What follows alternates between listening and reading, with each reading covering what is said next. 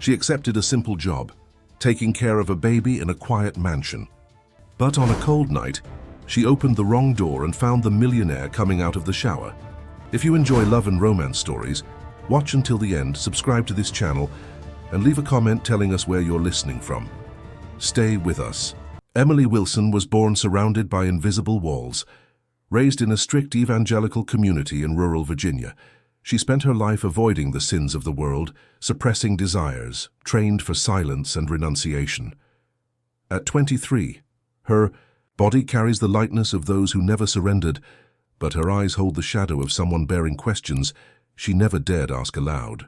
She embodies the promise she made to her mother on her deathbed, to remain pure, not just in body but in spirit, far from the flesh, far from chaos. When she finally decides to leave that cloistered universe, she accepts her first job outside, the community, through a discreet advertisement in the local newspaper.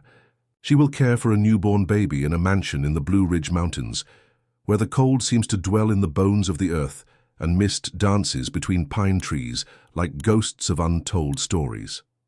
The bus taking her to the Bennett's property winds through narrow roads, flanked by eucalyptus trees whispering secrets to the wind. Emily clutches her small worn leather suitcase against her chest, feeling her heart quicken with each curve that distances her further from the world she knows.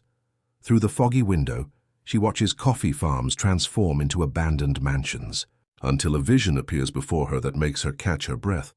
The Bennett mansion isn't just a building, it's a declaration. Perched atop a hill surrounded by wild gardens and somber woods, the three-story house boasts architecture that blends Portuguese colonial influences with European Gothic touches. Stone columns support ornate verandas, while large dark glass windows seem to observe those who approach. Everything there breathes ancient history, old money and secrets fossilized in the stone walls. The driver, an elderly man of few words, leaves Emily at the main gate without even looking back. She walks along the path of irregular stones, carrying her suitcase and a worn Bible, the only belongings she brought from home. The sound of her footsteps echoes in the cold afternoon air, mixing with the melancholic song of mockingbirds inhabiting the centennial trees. The main door opens before she even rings the bell. A middle-aged woman with grey hair tied in a severe bun receives her with a smile that doesn't reach her eyes. Mrs. Carson, the housekeeper, has a face marked by time and the professional discretion of someone who learned to see without observing, to hear without listening. "You must be Emily," she says with a heavy southern accent. "Welcome to the Bennett house. I hope you're prepared for the work. The boy is still very small and needs constant care." Emily nods, following the housekeeper, through wide corridors decorated with old paintings and dark wooden furniture. There's something in the atmosphere of the house that makes her shiver, a feeling that the walls hold more than objects and memories. It's as if each room breathes a different story, all of them tinged with a melancholy that infiltrates the bones. "Mr. Alexander is away on business," explains Mrs. Carson as they climb a marble staircase. "He'll return tomorrow. Until then, you'll familiarize yourself with the baby's routine. The child's room is here next to yours. Never, under any circumstances, enter the west wing of the house. It's been closed for 2 years and will remain." So, Emily feels a strange curiosity grow in her chest but maintains her silence. She was educated not to ask inconvenient questions, to accept rules without questioning. But there's something in the housekeeper's voice, an urgency disguised as authority, that awakens in her an instinct she didn't know she possessed. The baby's room is a sanctuary of pastel tones, decorated with imported furniture and toys that cost more than Emily has earned in her entire life. In the mahogany crib sleeps a boy of a few months, hair as dark as night, skin as fair as porcelain. There's an almost supernatural beauty in the child, a perfection that both moves and disturbs her. "What's his name?" asks Emily, approaching the crib with reverence. "Gabriel," answers Mrs. Carson, but there's a hesitation in her voice, as if the name carries a weight she prefers not to bear. "Gabriel Bennett. He was born 3 months ago. His mother—" She pauses, swallowing her words. "His mother is no longer with us." Emily feels a shiver run down her spine. There are layers of meaning in that simple phrase, nuances that her mind trained for obedience cannot fully decipher. But something in her heart, an ancestral feminine intuition, whispers that there is much more behind this woman's absence. That first night, Emily lies in a bed too comfortable for someone of her background. Between Egyptian cotton sheets that smell of lavender and mystery, the silence of the mansion is different from the silence of the farm where she grew up. Here, silence has texture, has weight, has intention. Each creak of the old wood seems to tell a story. Each whisper of the wind through the windows carries echoes of voices that no longer exist. She closes her eyes and prays, as she always did before sleeping, asking for divine protection and strength to fulfill her work with dedication. But for the first time in her life, her prayers are interrupted by thoughts she cannot control, images that form in her mind without permission. The mansion, the somber gardens, the child of disturbing beauty, and especially the palpable absence of a masculine presence she hasn't yet met, but feels hovering over all rooms like an unfulfilled promise. Dawn in the Blue Ridge Mountains arrives slowly, painting the sky in rosy hues that reflect in the mansion's windows like promises of a different day. Emily wakes to Gabriel's soft crying, a sound she has already learned to recognize even in the midst of sleep. She puts on the simple cotton robe she brought from home and walks barefoot down the cold corridor, her steps muffled by the Persian carpet covering the wooden floor. In the baby's room, the golden morning light filters through the linen curtains, creating dancing patterns on the walls. Gabriel is awake, his dark eyes fixed on the ceiling as if seeing something she cannot. There's a disturbing seriousness in the child's expression, a gravity that shouldn't exist in someone so small. "Good morning, little angel," whispers Emily, lifting him carefully from the crib. The baby calms immediately in her arms, as if recognizing in her a source of peace he doesn't find elsewhere.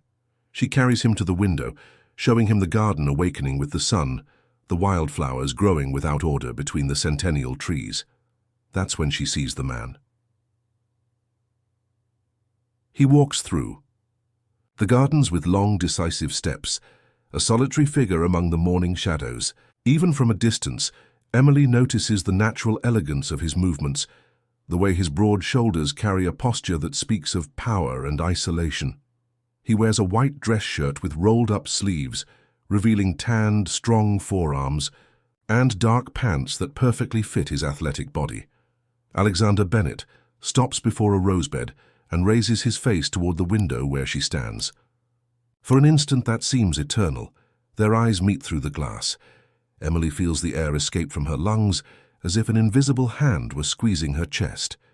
His eyes are as dark as a moonless night, intense as a storm, and carry a sadness so profound that she feels like crying without knowing why. He doesn't smile, doesn't wave, doesn't make any gesture of acknowledgement.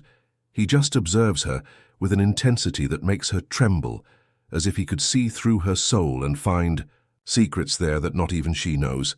Gabriel moves in her arms, and when Emily lowers her eyes to the child, raising them again, the man is no longer there.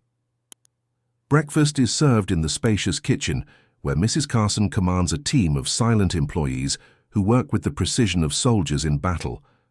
Emily sits at the light wooden table, trying to concentrate on the homemade bread and strong coffee, but her mind keeps returning to those eyes that pierced her like sharp blades. "Mr. Alexander arrived during the night," informs the housekeeper, as if she could read her thoughts.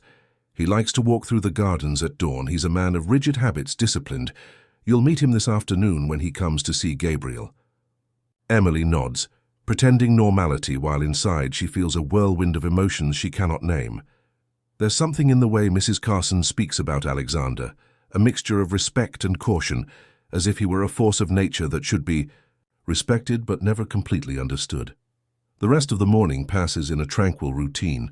Emily bathes Gabriel with warm water perfumed with chamomile, dresses him in hand-embroidered linen clothes, feeds him with a bottle heated to the exact temperature. There's a growing intimacy between her and the child, as if they were made for each other, as if destiny had brought them together for a greater purpose. In the afternoon, while Gabriel sleeps, Emily explores the gardens.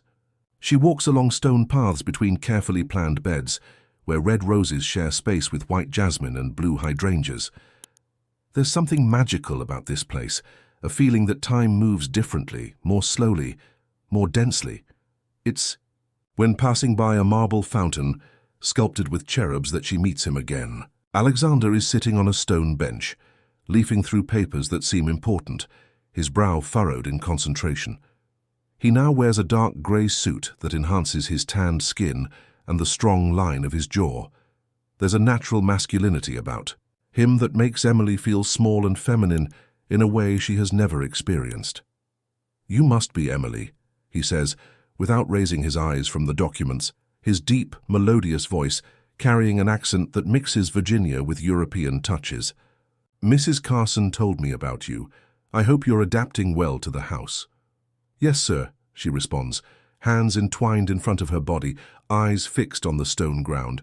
"Gabriel is a wonderful baby. It's a pleasure to care for him." Now he raises his eyes, and Emily feels the world spin around her. Up close, Alexander is even more impressive. He has a face sculpted like a Renaissance artwork, skin golden from the sun, black hair with silver streaks at the temples revealing his 38 years, but it's his eyes that completely destroy her. Dark, deep, carrying an ancient pain that makes her heart tighten with compassion. "Look at me when I speak to you," he orders softly, and Emily obeys, feeling her cheeks burn.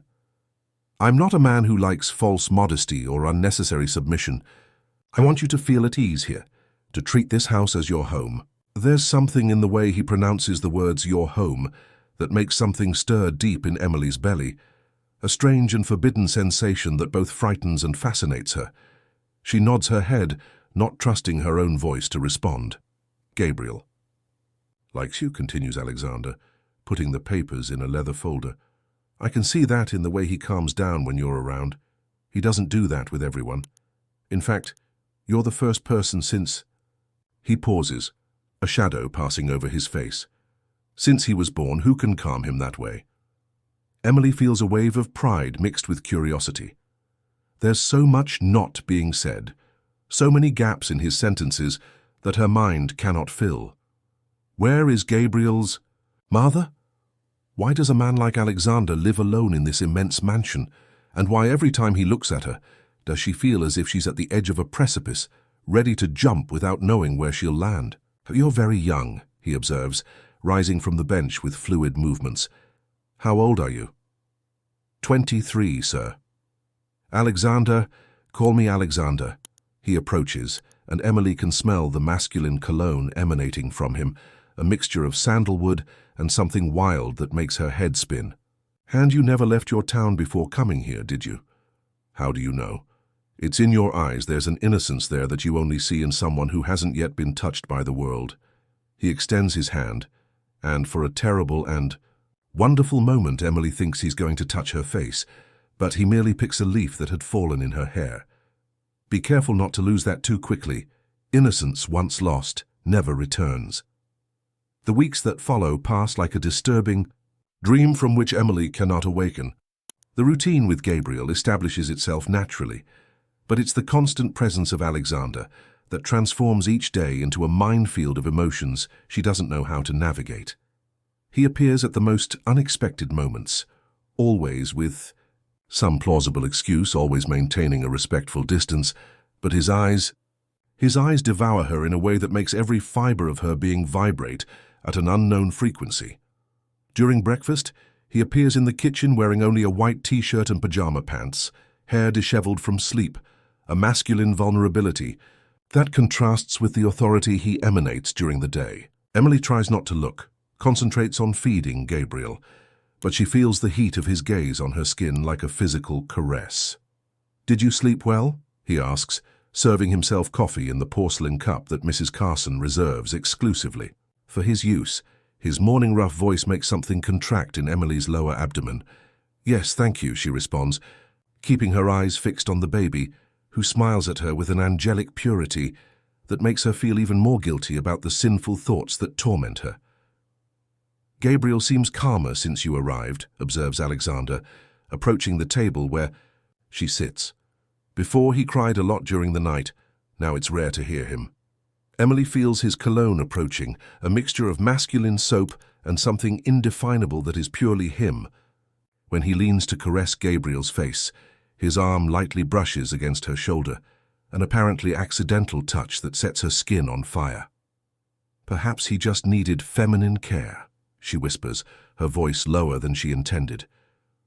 Perhaps, agrees Alexander, but there's something in the way he pronounces the word that suggests layers of meaning she doesn't dare explore. The afternoons become the most dangerous time of day. While Gabriel sleeps, Emily usually reads in the library, an immense room with shelves going from floor to ceiling, filled with books in English, Spanish, and French. It's there that Alexander finds her, always with some excuse to look for a document or check something in the family business. "You like to read?" he asks one of those afternoons, finding her absorbed in an American classic novel. "I always did," responds Emily, closing the book and holding it against her chest like a shield. "In the community where I grew up, books were our main way to travel to other worlds." "And what worlds would you like to know?" Alexander sits in the armchair next to hers, too close for Emily's comfort, too far for her secret fantasies. "I don't know. If I should desire to know other worlds," she confesses, lowering her eyes. "I was taught that satisfaction comes from acceptance, not from seeking."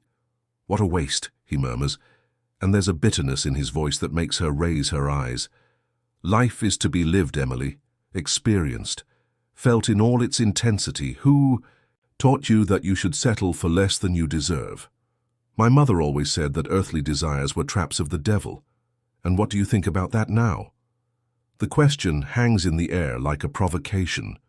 Emily feels her heart race, knows she's treading on dangerous ground, but there's something in his voice, in the way he observes her, that makes her want to be honest for the first time in her life. "I think that perhaps some desires are inevitable," she whispers, cheeks burning. Alexander leans forward, elbows resting on his knees, his face so close that she can see the small lines around his eyes, marks of a life intensely lived. "And what desires are those, Emily?" She cannot answer. She cannot even breathe properly. The air between them seems dense, charged with an electricity that makes every hair on her body stand on end. It's Alexander who breaks the moment, rising abruptly and walking to the window. "I'm sorry," he says, his back turned to her. "I shouldn't ask that kind of question.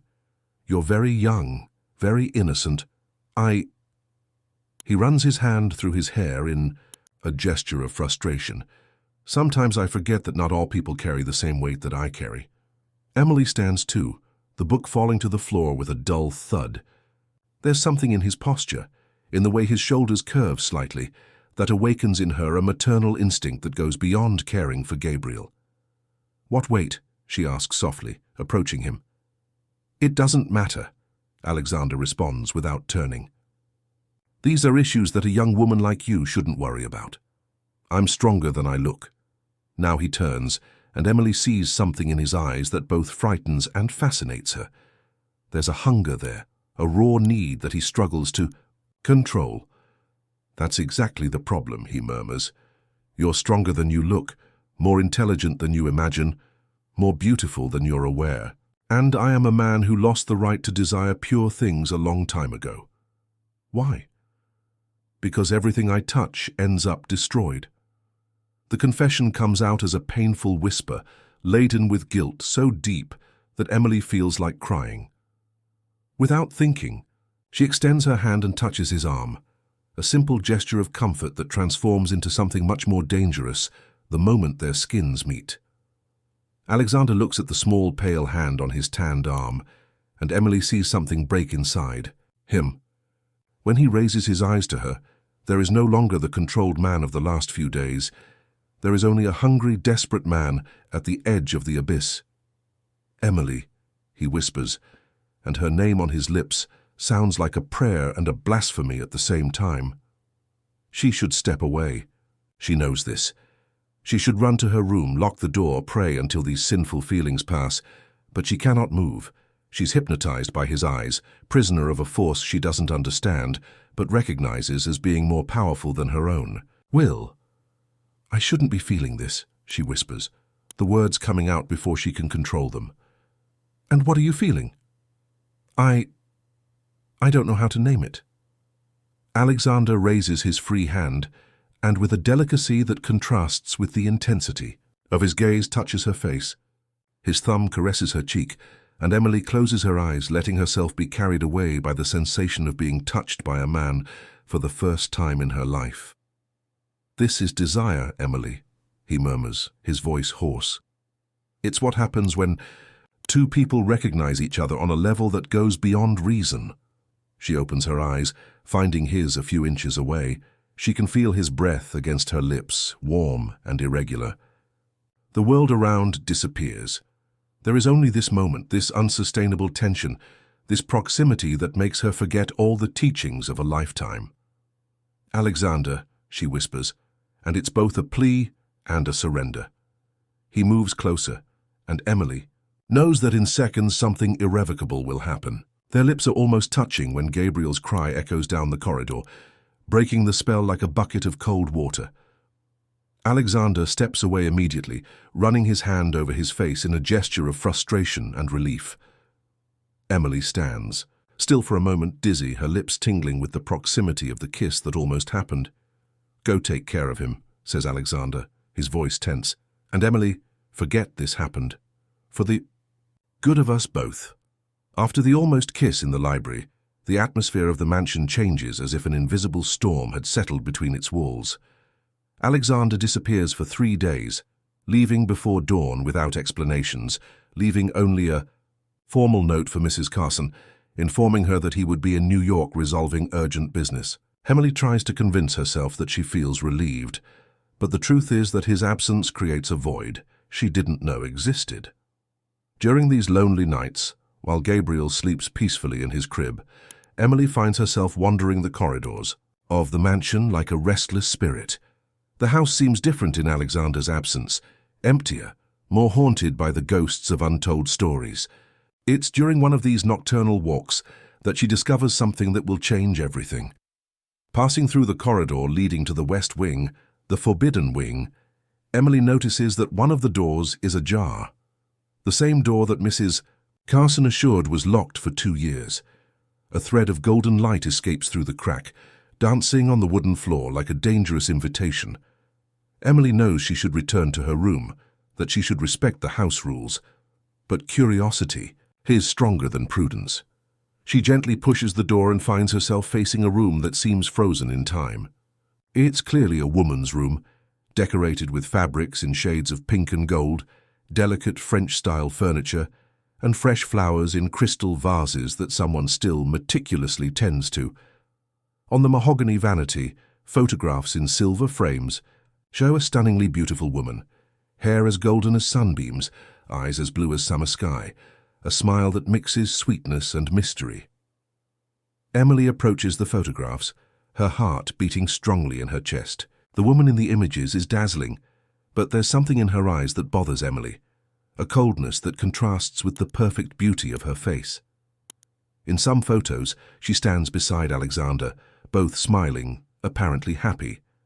In others, she holds a baby that Emily immediately recognizes as Gabriel. Mrs. Sophia was very beautiful, wasn't she?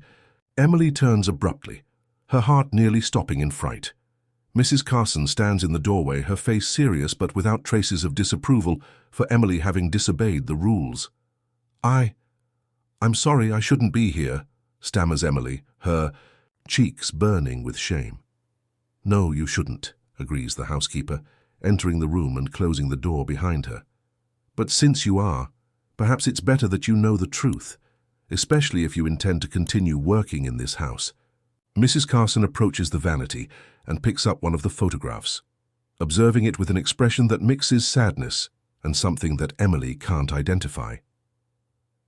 "Sophia Pierce married Mr. Alexander 3 years ago," she begins, her voice low and careful.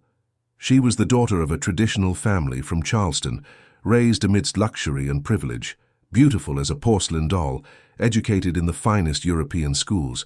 She seemed the perfect wife for a man of his position." "What happened to her?" asks Emily, though part of her fears the answer. "Officially, She died during Gabriel's birth. Pregnancy complications, postpartum hemorrhage. Very sad, very tragic. Mrs. Carson replaces the photograph, her fingers trembling slightly. But the truth, child, is much more complicated than that. Emily feels a shiver run down her spine. What truth? The housekeeper walks to the window, pushing aside the curtains to look at the gardens bathed in moonlight. Sophia didn't die, Emily. She's committed to a private psychiatric clinic in Asheville, under another name, under different care. Mr. Alexander pays a fortune to keep her there. Emily's world spins. She supports herself on the vanity, trying to process the information. But why? What happened? Sophia was never a stable woman. She had jealousy crises, episodes of paranoia, moments of violence that she managed to hide very well from society. But after Gabriel was born, things got much worse. She insisted the baby wasn't her child, that someone had switched her real child. She threatened to hurt Gabriel, said he was cursed that he carried the wrong blood. Emily thinks of the sweet and calm baby she cares for every day, of the angelic smile, of how he calms in her arms. The idea of someone wanting to hurt him deeply upsets her. One night, continues Mrs. Carson, I found Sophia in Gabriel's room with a knife in her hand. She was talking to herself, saying she needed to fix the mistake before it was too late. Mr. Alexander arrived in time, but she shakes her head. There was no choice anymore. It was the baby or her. And he chose his son. Any father would do the same. But Mr. Alexander carries that guilt like a cross. He believes he failed, as a husband, that he should have noticed the signs earlier, that he could have saved them both. Emily absorbs the information in silence, trying to fit the pieces of the puzzle that is Alexander Bennett. The sadness in his eyes, the protective way he looks at Gabriel, the weight he said he carried on his shoulders. It all makes sense now. Why are you telling me this? She asks. Mrs. Carson turns to face her, her eyes tired but determined. Because I see how you look at each other, child. I'm neither blind nor foolish, and because I know that sooner or later you would discover it yourself. I prefer you hear it from me with the correct facts. We don't. Don't lie to me, Emily. And more importantly, don't lie to yourself. The housekeeper approaches her, placing a maternal hand on her shoulder. Mr. Alexander is a good man who has been through terrible situations. He deserves to be happy again, but you need to understand what you're getting into. What do you mean?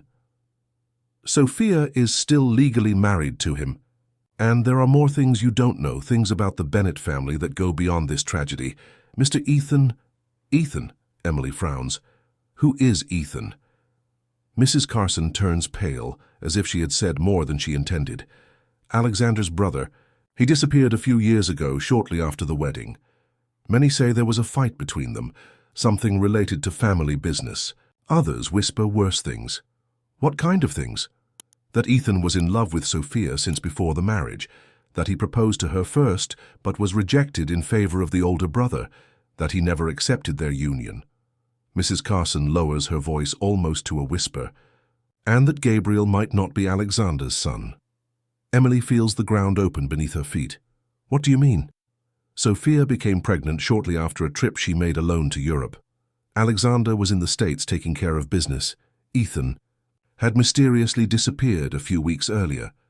When she returned, she announced the pregnancy. The timing never quite added up, but Alexander chose to believe, chose to accept the child as his. Emily thinks of Gabriel, of the angelic face, of the dark eyes that sometimes seem to carry an ancient wisdom. Does Alexander know this? He suspects, but he never wanted confirmation. For him, Gabriel is his son, regardless of the blood that runs in the child's veins. That's why he loves this boy so much, why he's so dedicated to him. It's not just paternal love, it's also a form of redemption. The two women remain silent for a moment, absorbed in their own thoughts. Emily looks around the preserved room, imagining the woman who once lived there, the madness that consumed her, the secrets she took with her to the clinic. Why tell me all this? She asks again. Because you have the right to know what you're Getting into before it's too late, replies Mrs. Carson. And because for the first time in 2 years, I see Mr. Alexander smiling again. You've brought light back to this house, child, but light sometimes reveals shadows we'd prefer to keep hidden. Alexander returns from New York on a rainy morning, when the sky heavy with dark clouds perfectly mirrors the state of mind Emily has carried since her conversation with Mrs. Carson. She sees him arriving through the library window, stepping out of a black BMW, his movements tense, his face somber. He wears a dark suit that makes him appear even more imposing, but there's something different about him, a rigidity that wasn't there before. Throughout the day, he avoids her. When Emily is in the kitchen, he goes to his office. When she walks, with Gabriel through the gardens, he locks himself in the library. It's as if he had built invisible walls around himself, and Emily feels each brick of those walls like a stab in her chest. At night, after putting Gabriel to sleep, she cannot find peace. She walks through the corridors of the mansion, her mind buzzing with everything she discovered about Sophia, about Ethan, about the secrets that seem to multiply like shadows on the ancient walls.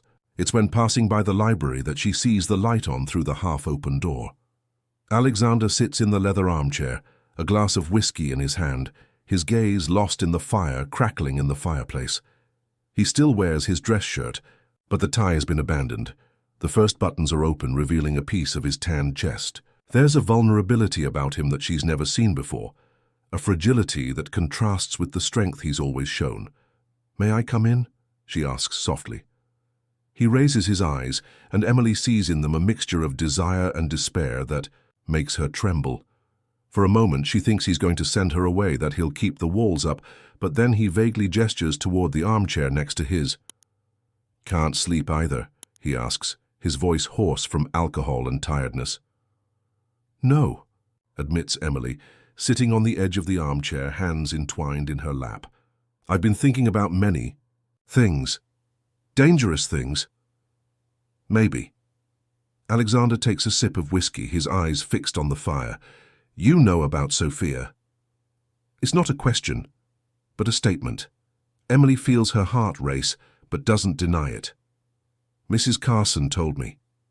And now, you look at me differently." "No," she responds immediately with more vehemence than she intended. "I look at you the same way, if that changes anything." Alexander turns to face her, and Emily sees surprise in his eyes. "Even knowing that I'm a married man, that my wife is alive, committed because I couldn't protect her from her own mind? You saved Gabriel. You did what any father would do." "Father," he repeats bitterly. "I'm not even sure of that." Emily takes a deep breath, gathering courage to approach the most delicate subject. "She told me about Ethan, too." The name of the missing brother echoes in the air like a gunshot. Alexander grips the glass so tightly that Emily fears it will break. "So you know everything," he murmurs. "You know I'm a pathetic man who raised a child that might not be his, who destroyed his own wife's mind, who drove away his brother through jealousy and pride. That's not how I see you." "How do you see me, then?" He leans forward, his intense eyes fixed on her. "How do you see a man who can't get close to you without imagining things he shouldn't? Who spends nights awake thinking about how it would be to touch your skin, kiss your lips, hear your name on my lips?" The words come out like a painful confession, carrying a raw need that makes Emily feel heat spreading throughout her body. She knows she should stand up, run away, maintain a safe distance, but she can't move. "As a man who deserves to be loved," she whispers, the words coming out before she can control them. Alexander remains motionless for a moment, as if he couldn't believe what he heard. Then, slowly, he places the glass on the side table and stands up. Emily also stands, and they face each other, a few steps apart, the firelight creating dancing shadows on their faces.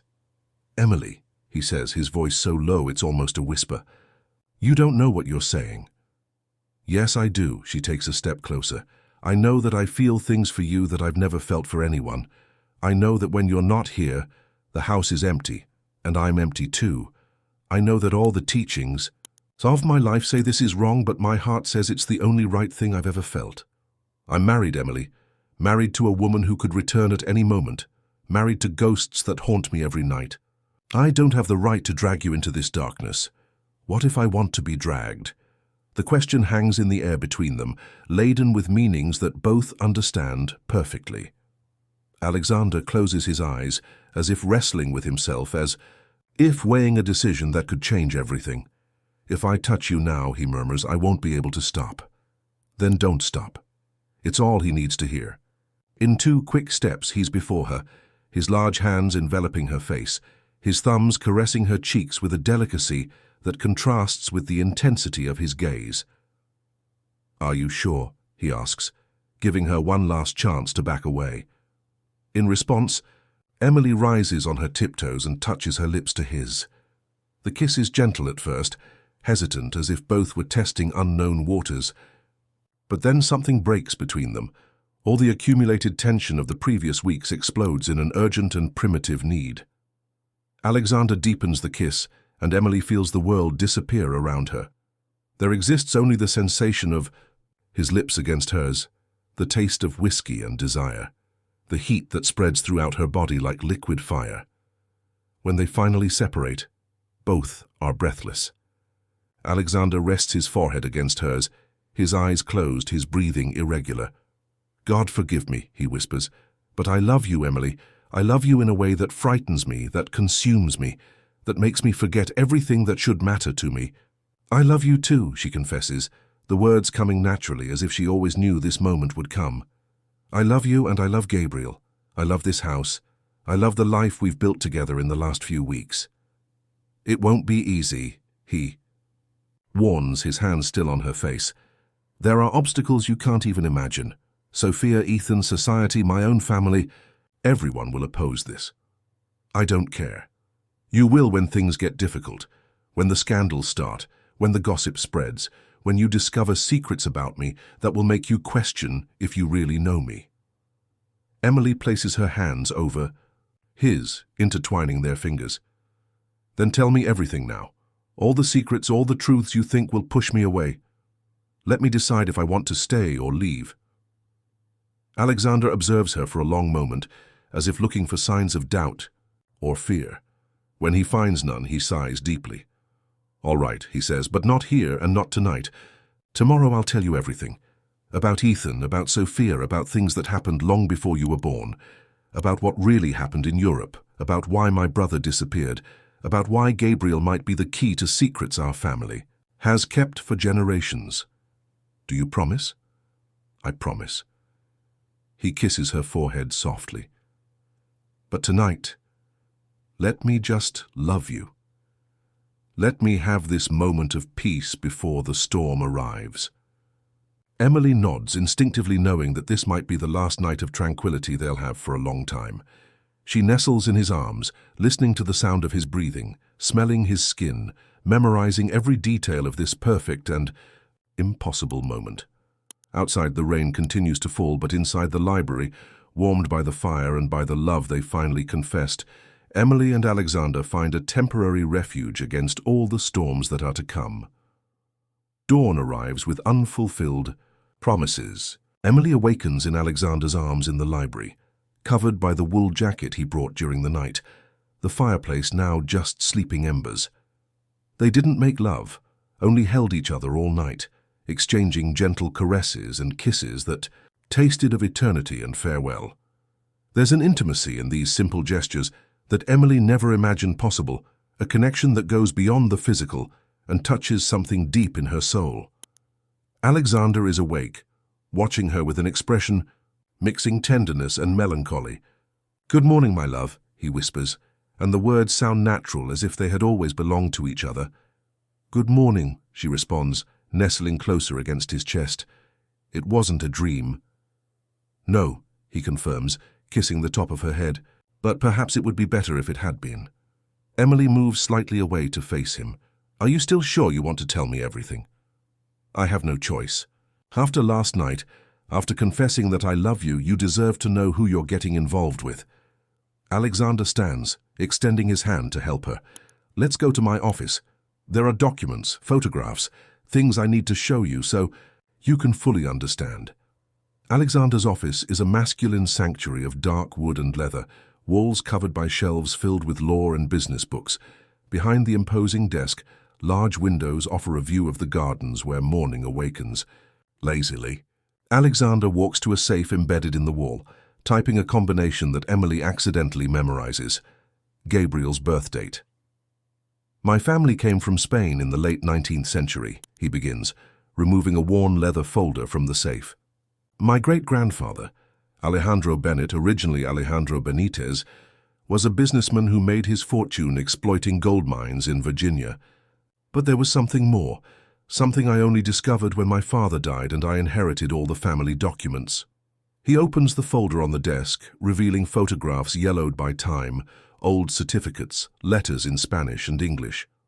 The first photograph shows a man of severe appearance, dark eyes like Alexander's, posing beside a pale woman who holds a child in her arms. Alejandro married an American woman, Hope Miller, daughter of a traditional family of farmers, but she died young in mysterious circumstances. They said she went mad after the birth of their son, that she spoke of curses and prophecies, that she believed the baby was marked by something supernatural. Emily feels a shiver run down her spine. The story eerily echoes what happened with Sophia. "The pattern repeated for generations," continues Alexander, showing more photographs. "My grandfather, Charles Bennett, married a woman who also developed mental problems after giving birth. My grandmother, Anna Bennett, was committed to an asylum when my father was only 5 years old. She kept talking about a mark that Bennett's sons carried, about a pact our patriarch had made." "What kind of pact?" Alexander removes an old letter. From the folder, the paper yellowed and fragile. "This is a letter my great-grandfather wrote to a lawyer in Madrid shortly before he died. In it, he confesses to making a deal with a gypsy woman when he still lived in Spain. She gave him a formula to find gold, a kind of ritual that would make him rich beyond dreams. And what was the price? The women who married Bennett men would be cursed. They would go mad after giving birth, and the children would be born, marked by a strange attraction to danger, to drama, to forbidden love. It was as if our blood carried an irresistible need to create tragedies." Emily takes the letter, trying to read the faded words in Spanish. "Do you believe this?" "I didn't," responds Alexander, his face somber, "until I married Sophia and saw the story repeat itself once more, until I realized that Ethan and I followed exactly the same pattern as our ancestors." "What do you mean?" Alexander removes another photograph from the folder, this one more recent. It shows two young men, clearly brothers, embracing and smiling. One is Alexander, younger, without the worry lines he carries today.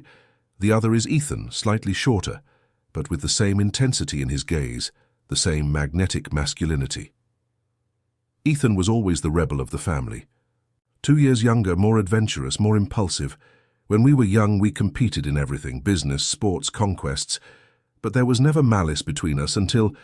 He pauses, his voice laden with pain. Until Sophia. We met her at a party in New York 4 years ago.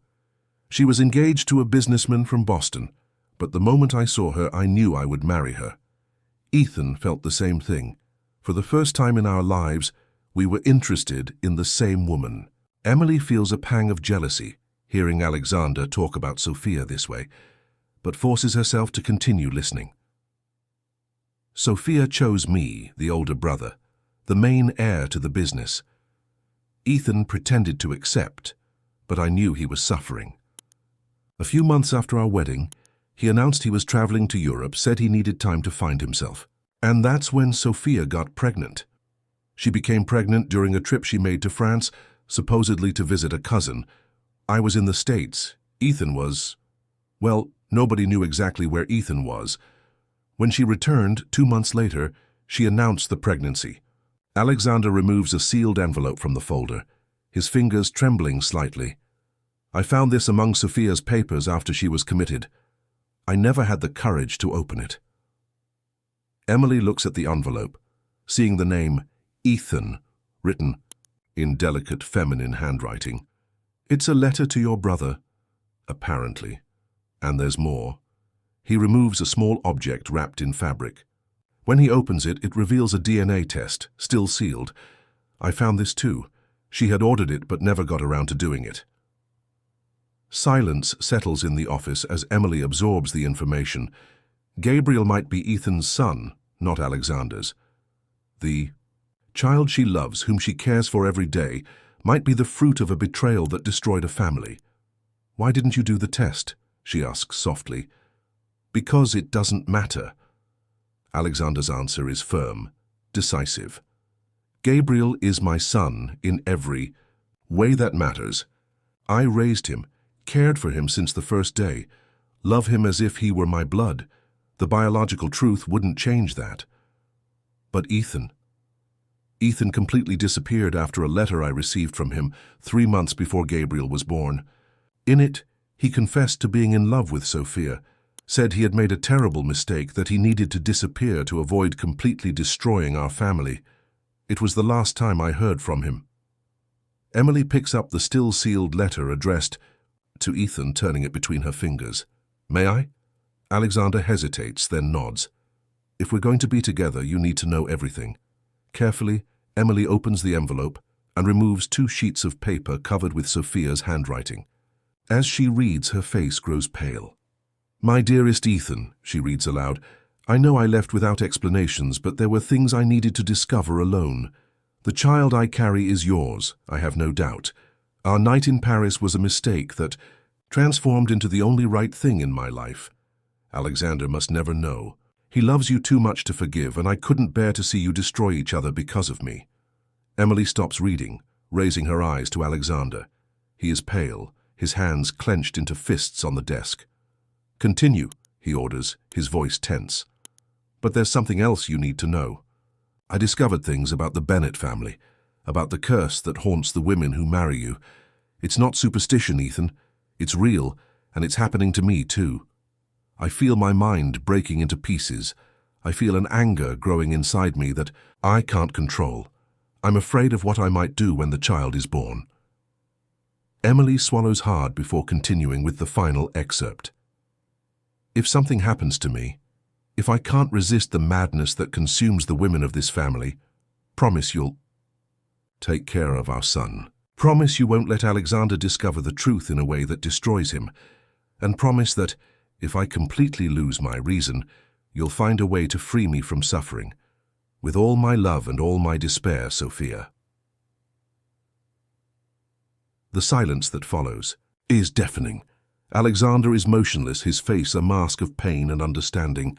Emily refolds the letters carefully, her heart broken for him, for Sophia, for Ethan, for all those involved in this family tragedy. "Now you know," says Alexander finally. "You know that Gabriel is my nephew, not my son. You know that my wife betrayed me with my own brother. You know that there's a curse on my family that can destroy any woman who gets close to me." Emily stands and walks to him, placing her hands on his tormented face. "And yet I still love you." "Emily, you don't understand. If Sophia is right about the curse, then we'll face it together. We'll break the cycle, we'll find a way." She kisses his lips softly. "I won't abandon you. I won't abandon Gabriel. I won't let the past destroy our future." But even as she pronounces these brave words, Emily feels a shiver of premonition. Because in the back of the garden, watching the office window through binoculars, is a man she's never seen before, but whom she immediately recognizes from his resemblance to Alexander. Ethan Bennett has returned. Emily doesn't tell Alexander about the man she saw watching the mansion. Something in her feminine instinct warns her to keep this information, at least until she better understands what's happening. During the days that follow the revelations in the office, she finds herself looking out the windows more frequently, searching for signs of a presence she knows is there, lurking like a ghost that finally decided to materialize. The relationship between her and Alexander changes after the confession. There's a new intimacy, built on painful truths and confessed love, but also an underlying tension that neither mentions. They touch more, small caresses during the day, hands that meet when they pass the baby to each other, soft kisses stolen in the corridors.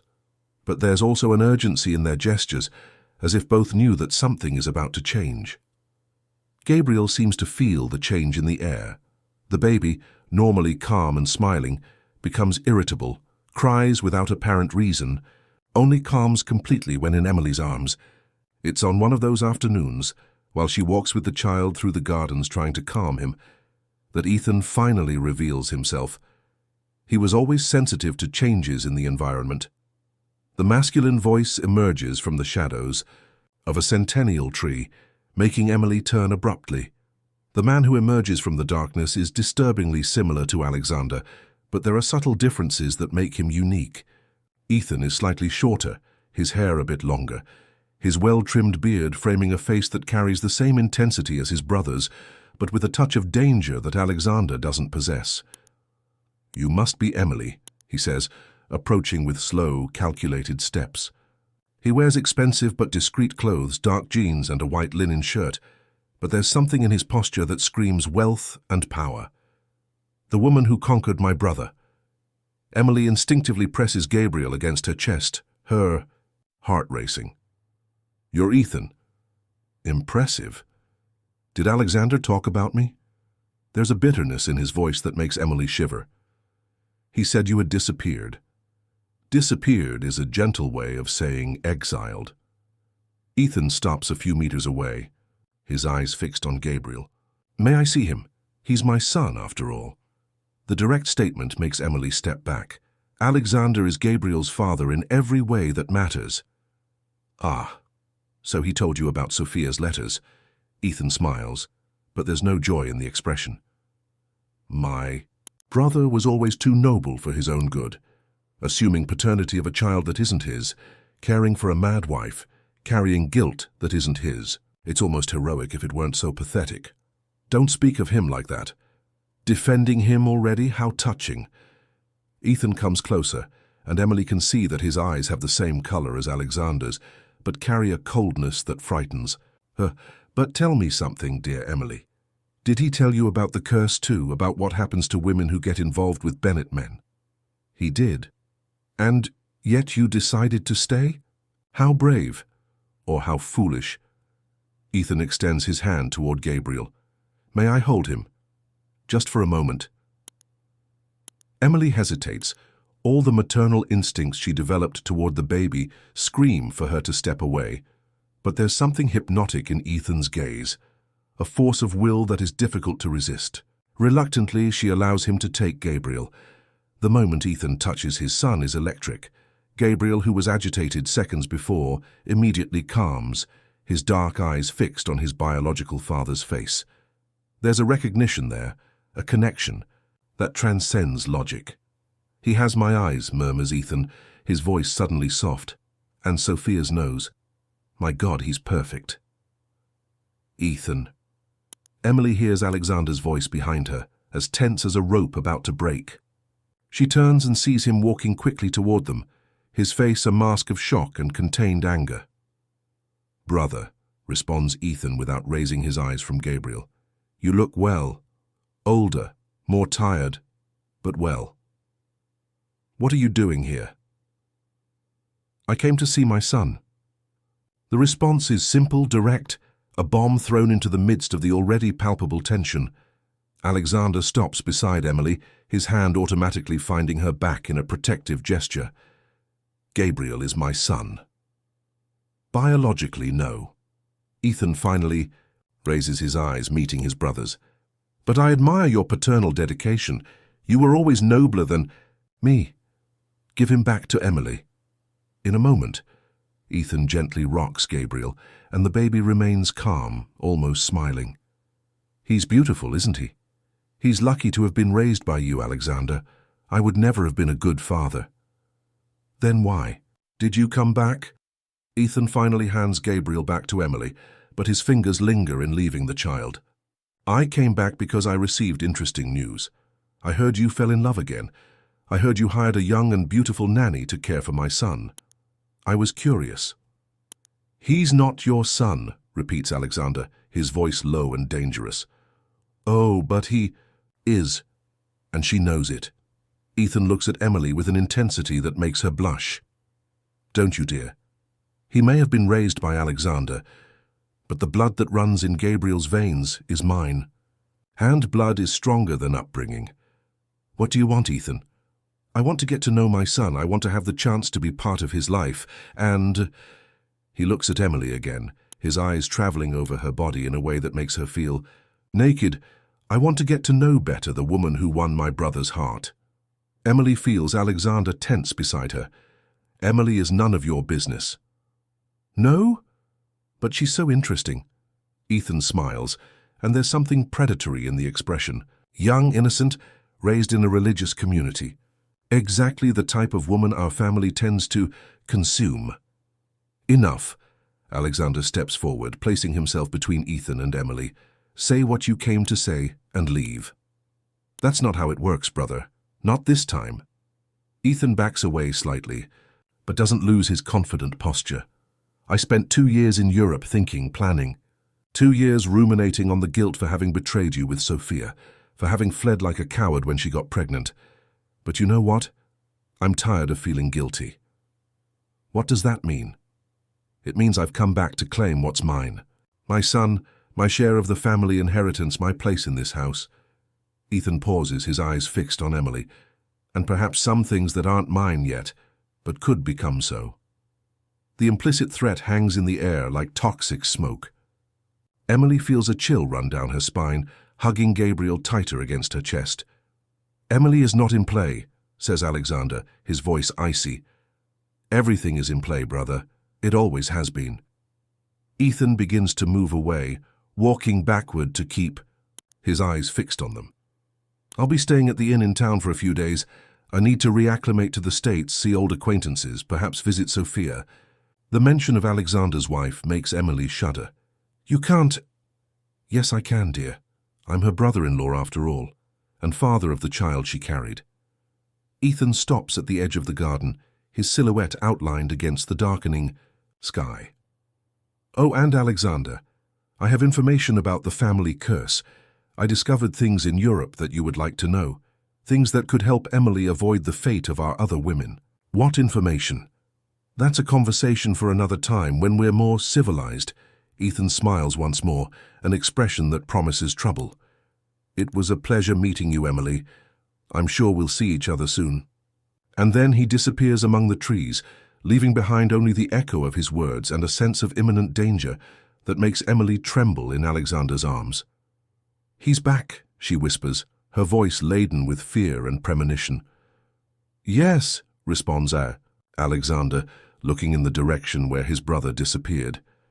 And this time it won't be so easy to make him leave. Gabriel begins to cry in Emily's arms, as if he could feel the approaching storm. And for the first time since she arrived at the mansion, Emily wonders if love will be enough to protect them from what's coming. The days that follow Ethan's return are marked by a tension that permeates every corner of the mansion like a toxic fog.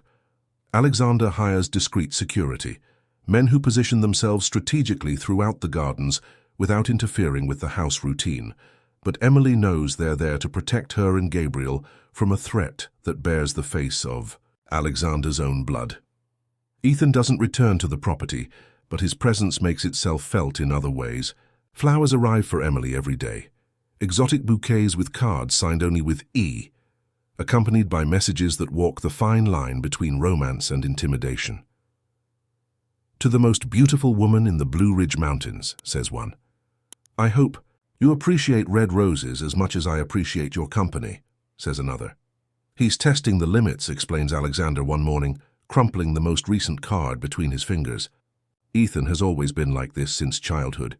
He pushes people until he discovers where they break. Emily observes the tense face of the man she loves, seeing the lines of worry deepen each day. Perhaps we should talk to him, establish clear boundaries. No. Alexander's response is immediate, definitive. I don't want you near him. Ethan may seem charming, but there's a darkness in him that you don't understand. What if he really knows something about the curse, something that could help us? Alexander stops pacing the library, turning to face her. Emily, promise me something. Promise that you won't seek him out alone, no matter what he offers in return. The urgency in his voice frightens her. "Alexander, what aren't you telling me?" He hesitates, running his hand through his hair in a gesture of frustration. Ethan isn't just impulsive. There's a violence in him that always worried me. When we were teenagers, he broke a boy's arm who flirted with a girl he liked. He said it was an accident, but I saw his eyes at that moment. There was no remorse, only satisfaction. Emily feels a shiver run down her spine. "Do you think he would be capable of hurting me?" "I don't know, and that's exactly why I can't take risks. But the risks seem to multiply on their own." That afternoon, while Emily walks with Gabriel through the gardens, Mrs. Carson approaches with a disturbed expression. "Child, I need to speak with you," says the housekeeper, looking around as if fearing being overheard. "I received a call today from the clinic where Mrs. Sophia is committed." Emily feels her blood freeze in her veins. What happened? She had visitors yesterday. A man who identified himself as Ethan Bennett. He spent 2 hours talking with her. Mrs. Carson lowers, her voice to almost a whisper. The nurses said it was the first time in months that she showed interest in anything. She became agitated after he left, repeating his name and talking about completing the circle. Does Alexander know? Not yet. He left for a meeting in town. But there's more, child. Sophia asked to see you. Me? Emily feels as if the ground had disappeared beneath her feet. Why? I don't know, but she was very specific. She said she needed to talk to Alexander's new woman before it was too late. Her exact words were, "She needs to know what I discovered about the curse before Ethan convinces her otherwise." Emily looks at Gabriel in her arms, the baby sleeping peacefully, oblivious to the storms forming around him. Where is the clinic? 40. Minutes from here on the road to Asheville. But child, you shouldn't... I need to go. The decision emerges fully formed in Emily's mind, driven by an instinct that goes beyond reason. If Sophia knows something that can help us, I need to hear it. Mr. Alexander won't like it. Then we won't tell him. At least not before I find out what Sophia has to say. 2 hours later, Emily finds herself driving along the winding roads of the Blue Ridge Mountains in Mrs. Carson's borrowed car, Gabriel secure in his car seat in the back. The Mountain Haven Retreat is an elegant and discreet building, nestled among century-old pines, looking more like a luxury hotel than a psychiatric hospital. The head nurse, a middle-aged woman with a professional smile, receives her with some hesitation. Mrs. Sophia is in one of her more lucid moments, she explains, as they walk through corridors decorated with soft paintings and fresh flowers. But still, it's important to remember that she suffers from psychotic episodes. Not everything she says should be taken literally. I understand. And we would prefer if you didn't bring the baby for the meeting. Sophia has unpredictable reactions when she sees children. Emily agrees, leaving Gabriel in the care of a nurse in reception before proceeding to Sophia's room. When the door opens, she finds herself face to face with the woman who has haunted her thoughts for weeks. Sophia Bennett is even more beautiful in person than in the photographs. Even with shorter hair and a slightly thinner face, there's an ethereal beauty about her that explains why two brothers fell hopelessly in love. She wears a light blue silk robe and sits in an armchair near the window, looking at the gardens with a distant expression. "You must be Emily," she says without turning, her melodious voice carrying a deep sadness. "I can smell his scent on you. Alexander always used the same sandalwood soap."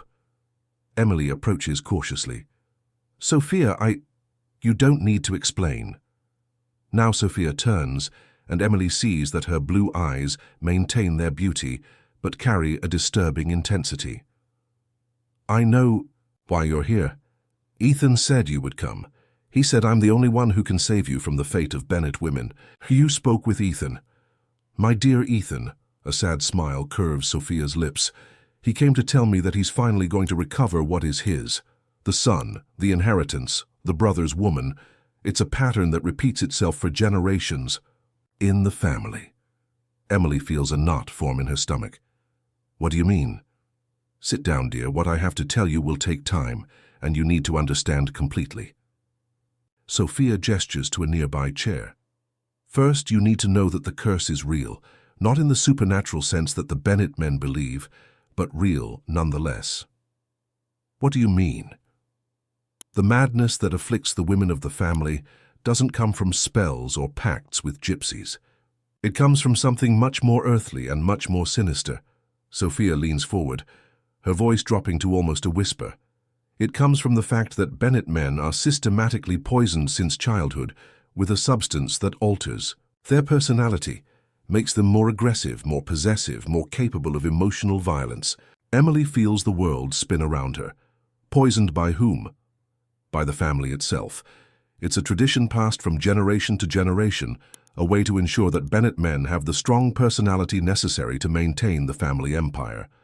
But the side effect is that they become toxic to the women they love. That's impossible. Is it? Then explain to me why all Bennett wives develop the same symptoms: paranoia, depression, violent outbursts, obsession with the idea that their children are in danger. Sophia laughs bitterly. It's not a curse, Emily, it's systematic emotional poisoning. And Ethan knows this? Ethan discovered it in Europe. That's why he came back. Not to recover his son or win you over. Sophia stands, walking to the window. He came back to take revenge on Alexander for being the family's chosen one to inherit not just the business, but also the knowledge about the poison. Ethan was kept in ignorance, used as a replacement piece in case something happened to the older brother. Emily feels nausea rising in her throat. What does he want from me then? He wants to use you to destroy Alexander completely. He wants to make you fall in love with him, leave my husband, take Gabriel away. He wants to see Alexander suffer as he suffered. Sophia turns, her blue eyes burning with intensity. But there's something Ethan doesn't know, something I discovered shortly before being committed. What? The antidote. There's a way to neutralize the effects of the poison, to break the cycle of madness that has haunted our family for generations. Sophia smiles, and for the first time since Emily entered the room, it's a genuine smile. And you, my dear, are the key to this. Emily leaves the psychiatric clinic with her mind in turmoil and a small vial hidden in her purse. The antidote that Sophia gave her is simple in appearance, a transparent liquid that could be mistaken for water, but which, according to the committed woman, is capable of neutralizing decades of systematic poisoning. 3 drops in food or drink once a day for a month were Sophia's whispered instructions, and he will return to being the man he was before the family molded him into an emotional weapon. During the journey back to the mansion with Gabriel, sleeping peacefully in the back seat, Emily struggles with the devastating revelations. Alexander, the man she loves, is a victim of family manipulation that has lasted generations. His intensity, his possessiveness, his moments of calculated coldness, all could be the result of a poison administered since childhood. But what if Sophia is wrong? What if madness has made her create an elaborate fantasy to justify her own mental condition?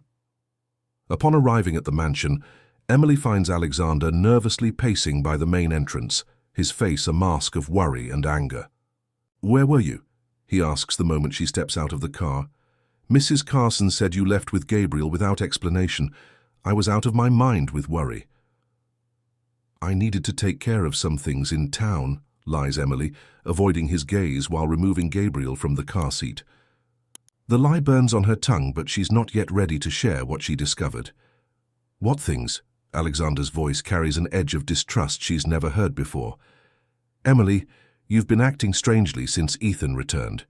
If there's something you need to tell me." "There's nothing." Another lie. Emily quickly passes by him, heading for the house. Gabriel was restless. I thought a drive would calm him. Alexander follows her, his footsteps echoing on the marble of the entrance hall. "You went to meet him, didn't you? You went to meet Ethan." The accusation stops Emily in the middle of the staircase. She turns slowly, seeing the suspicion and pain in the eyes of the man she loves. "How can you think that?" "Because I know how my brother operates. He's persuasive, convincing. He knows exactly what to say to make a woman question everything she believes." Alexander climbs a few steps, approaching her. "He said he has information about the curse, I'd bet he offered answers that I can't give. Emily feels tears burn her eyes. Seeing the distrust on Alexander's face, knowing it might be the result of years of poisoning, breaks her heart. Alexander, you need to trust me. Then tell me where you were. The moment extends between them like an abyss. Emily knows this is a crossroads, that her answer will change everything between them. But before she can decide what to say, Ethan's voice echoes through the hall. What a touching domestic scene. Both turn to see Ethan standing at the main entrance, elegant in a dark suit, a sardonic smile on his lips. Excuse the intrusion, but the door was open. Get out of my house, orders Alexander, quickly descending the steps to position himself between Ethan and Emily. Our house, brother. Technically, I still have rights to this property. Ethan examines the hall with calculating eyes. But I didn't come here to discuss inheritances. I came because I heard that Emily made an interesting visit today. Emily feels her blood freeze in her veins. How did you... I have my contacts at the clinic. Sophia is very talkative when she's having one of her good days. Ethan walks casually through the room, touching objects as if he still lived there. I imagine she told fascinating stories about our family, about poisons and antidotes and grand conspiracies. What are you talking about? Asks Alexander, looking between his brother and Emily with growing suspicion. Oh, she didn't tell you. What a shame. You really need to work on communication in your relationship. Ethan stops near the fireplace, leaning on the mantel with studied contempt. Sophia convinced our dear Emily that you're a victim of family poisoning. She probably even gave some magical antidote to cure you. Alexander turns to Emily, shock and betrayal written on his face. Is that true? Emily can't answer, the words stuck in her throat. The vial in her purse seems to weigh tons. Her silence is eloquent, observes Ethan.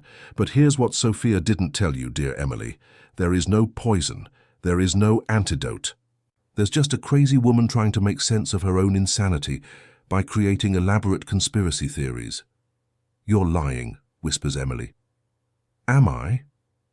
Then explain to me how I, who supposedly don't receive this mysterious poison, have exactly the same personality traits as Alexander. The same intensity, the same possessiveness, the same obsessive love. Ethan approaches her slowly. The truth, my dear, is that we Bennett men are like this by nature. We love too strongly, we possess too intensely, and that consumes the women we love. Enough, interrupts Alexander, his voice low and dangerous. Emily, go up to your room now. But Emily doesn't move. Something in the way Ethan speaks, in the confidence of his words, makes a terrible doubt grow in her chest. What if Sophia really is insane? What if the antidote is just water with sugar?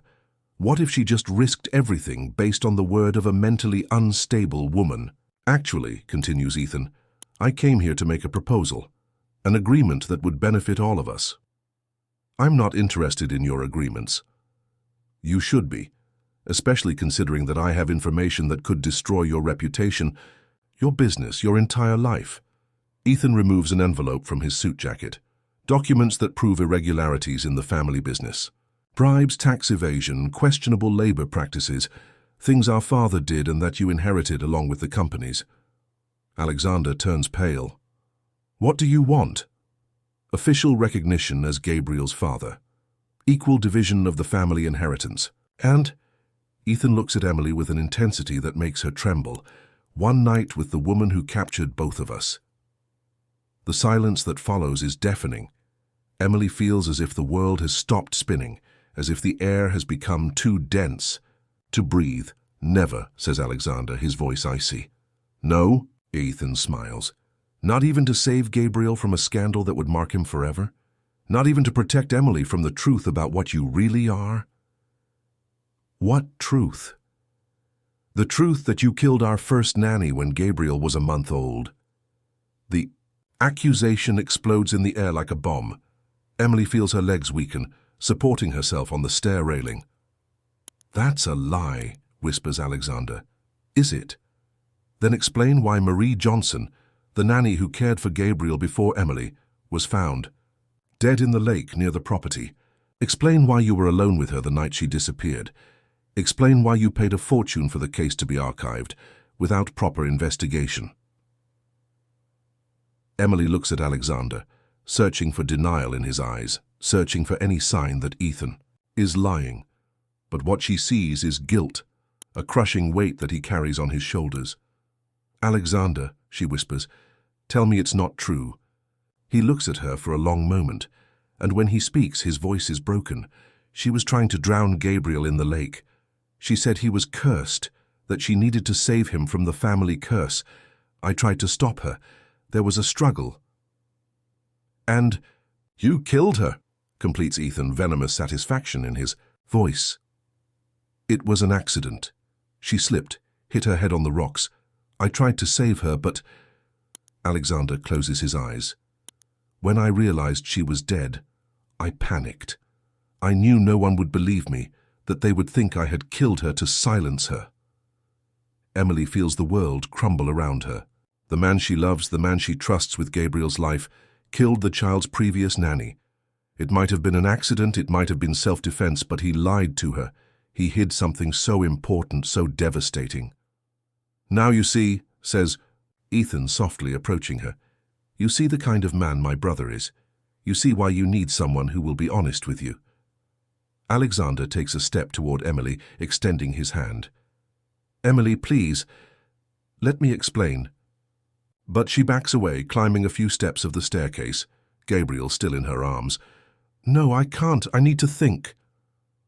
"Emily, don't listen to him," pleads Alexander. "Ethan is manipulating you, using your doubts against us." "I'm just telling the truth," retorts Ethan. "Something you never did." Emily looks between the two brothers, seeing the two faces of the same dark destiny. Alexander, with his secrets and his guilt, but also with his genuine love for Gabriel. Ethan, with his brutal honesty, but also with something cold and calculating in his eyes. "I need time," she whispers, continuing to climb the stairs. "I need to think about all this." "There is no time," says Ethan. "Sophia will be discharged from the clinic tomorrow. The documents I have will be delivered to the authorities if I don't receive an answer by tomorrow night. And Emily—" He looks at her with an intensity that frightens her. "You'll have to choose. Because after tomorrow, everything will change forever." The longest night of Emily's life passes in tortured vigil, sitting in the armchair in Gabriel's room, watching the baby sleep peacefully. She weighs the devastating revelations of the last few days. The vial with the supposed antidote sits on the dresser, reflecting the moonlight like a silent accusation. Alexander killed a woman, even if in legitimate defense. Ethan may be lying about everything, or he may be telling the only truth she'll hear, and Sophia might be insane, or the only lucid person amid the chaos of the Bennett family.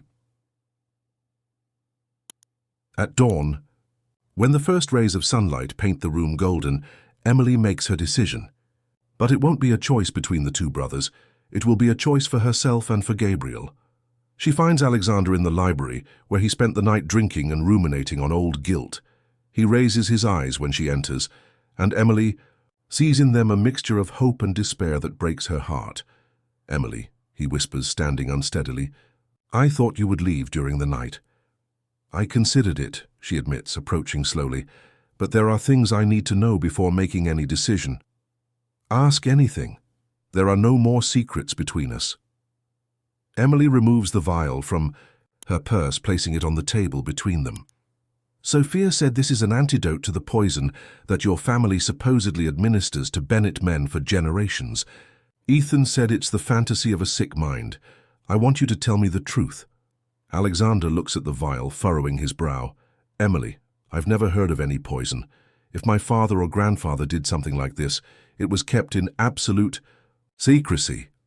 But you admit there's a pattern in the family. The women who marry you always go mad." "Yes," he sighs. "There's a pattern. But I always thought it was terrible coincidence, or perhaps something in the intensity of how we love. We Bennett men are possessive by nature." Emily picks up the vial, turning it between her fingers. "Sophia said you were chosen to inherit the knowledge about the poisoning, that Ethan was always kept ignorant. If that's true, then I was kept ignorant too." Alexander approaches her, extending his hand. "Emily, I don't know if there's poison or not. I don't know if this liquid is an antidote or sugar water. But I know I love you more than my own life, and if you believe this can help us, I'm willing to try." It's the answer she needed to hear. Without hesitating, Emily opens the vial and lets 3 drops fall into the glass of whiskey that Alexander didn't finish the night before. "Drink." He obeys without questioning, swallowing the liquid in one go. For a moment, both remain silent, as if expecting an instant miraculous transformation. "And now?" asks Alexander. "Now we wait a month to see if Sophia was right, or if Ethan was right." Emily places her hand on his face, caressing his unshaven cheek. "But regardless of the result, I need to know about Marie Johnson. I need the whole truth." Alexander closes his eyes, leaning into her touch. It was a stormy night 3 months ago. Gabriel had a high fever, and Marie was agitated, talking about curses and evil spirits. "I found her at the lake with Gabriel in her arms, saying she was going to free him from eternal suffering. She was insane, Emily, completely out of her mind." "And you fought with her?" "I tried to take Gabriel from her arms. She resisted, screaming that I didn't understand, that the baby was doomed. In the confusion, she slipped on the wet rocks. Her head hit hard." Alexander opens his eyes and Emily sees tears there. "When I realized she was dead, I panicked. I knew no one would believe it was an accident. A rich and powerful man, a poor... Nanny, the story would write itself. So you covered it up. I paid to make it seem like she had run away. I created a false identity, transferred money to an account in her name in another state. Technically, Marie Johnson is alive and well. In Portland." He takes Emily's hands. "I know it was wrong. I know I should have called the police, faced the consequences. But I had just lost Sophia. Gabriel was just a baby, and I couldn't risk losing him, too." Emily absorbs the confession, understanding the motivation, even while disapproving of the methods. "And the documents that Ethan has? They're probably real. My father wasn't a saint, and I inherited some questionable practices along with the business, but nothing that can't be corrected if I have time." The sound of footsteps at the main entrance interrupts the conversation. Ethan appears at the library door, elegant as always, but there's a predatory impatience in his movements. "Time's up," he announces. "Sophia was discharged this morning. She's on her way here, eager to recover her husband and son, and I still haven't received an answer to my proposal." "Your proposal is repugnant," responds Emily, before Alexander can speak. "And there's nothing you can do that would make me accept." Ethan smiles, but there's no humor in the expression. "Even knowing that I can destroy Alexander, even knowing that I can prove he killed Marie Johnson?" "Even so." Emily stands, confronting him with a courage she didn't know she possessed. "Because I discovered something you didn't expect." "What?" "That I don't need to choose between you two. I can choose a third option." Emily walks to Alexander's desk, picking up the phone. "I'm calling the police. I'll tell them everything. About Marie Johnson, about the struggle at the lake, about the documents you have, about your blackmail." Ethan turns pale. "You wouldn't do that. It would destroy Alexander." "Perhaps. But it would also destroy you.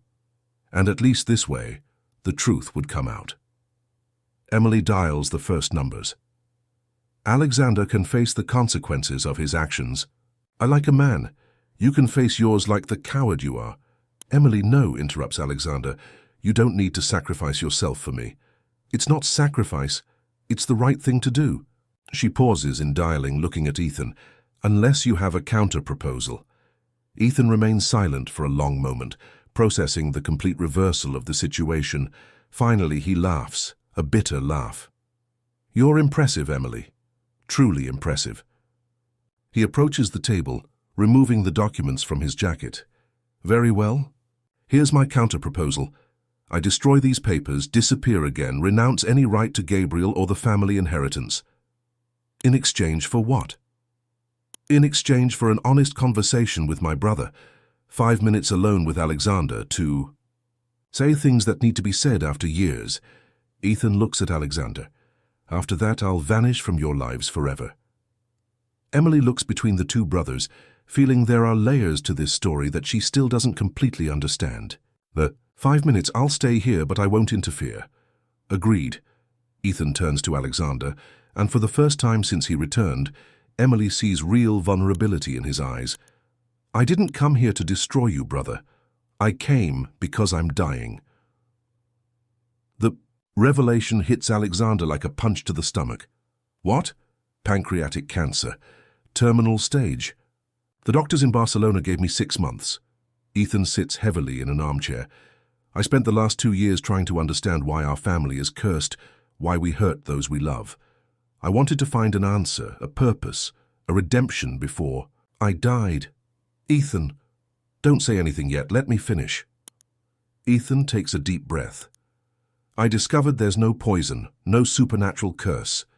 There are just men who learned to love in a toxic way, passing this pattern from generation to generation. And I discovered that I'm worse than you, Alexander, because at least you kill for love, for protection. I would kill out of jealousy, out of pure possessiveness." Alexander approaches his brother, seeing him truly for the first time. "Why didn't you tell me?" "Because I needed to be sure that you were better than me. I needed to be sure that Gabriel would stay with the right father." Ethan looks at Emily, and she proved that to me. A woman who loves you enough to risk everything for the truth, to choose the difficult path instead of the convenient one. Emily feels tears burn her eyes.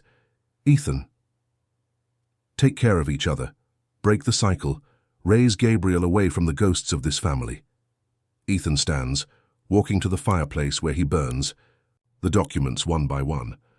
"And Emily, that antidote from Sophia, it's vitamin B12 dissolved in distilled water. It won't do any harm, but it also won't cure anything that only love and conscious choice can cure." When the last document transforms into ashes, Ethan turns to them one last time. "Now you're free. Free from the past, free from my mistakes, free to choose what kind of family you want to be." At that moment, Gabriel begins to cry upstairs. Ethan smiles, a genuine and sad smile. "Go take care of my son. Give him the chance we never had." And then he leaves, leaving behind only the echo of his footsteps and the feeling that a cycle has finally come to an end. 6 months later, Emily and Alexander marry in a simple ceremony in the mansion's garden, with Gabriel in the bride's arms and Mrs. Carson as the only witness. Sophia, in one of her lucid moments, signed the divorce papers, wishing happiness to her ex-husband before retiring to a tranquil life in a Swiss rest home. Ethan died peacefully in a clinic in Barcelona, leaving a letter where he confessed his crimes and absolved Alexander of all family guilt.